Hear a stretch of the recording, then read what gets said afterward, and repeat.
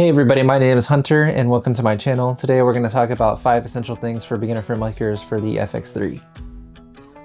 So this is the small rig half cage.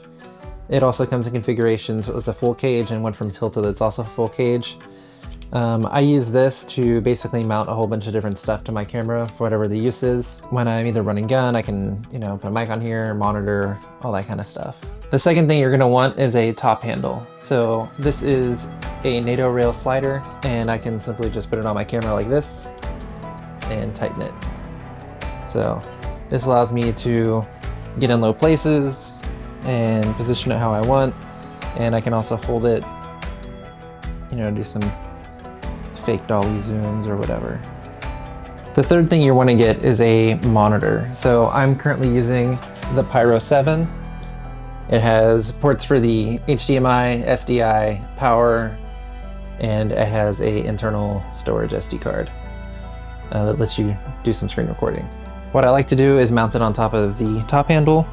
The fourth thing you're going to want is a V-mount battery, and there's a couple different ways to attach this. I use the Cineback by Caleb Pike. There's also this small rig attachment here. I really don't feel like putting this on, but essentially you just attach it to the bottom of your camera and then you can slide in your V-mount battery right here. This will last, 3 to 5, 6 hours depending on what you're using it for. This particular one, the Small Rig 99, has D-tap on the side.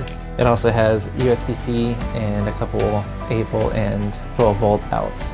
You can get an accessory like this for the FX3 where it mounts on the bottom and it can actually slide in and out.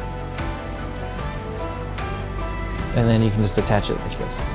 The last thing you're going to want to get, and probably the most important of all these, is an ND filter. So I'm currently using the Polarizer edition from Peter McKinnon from Polar Pro.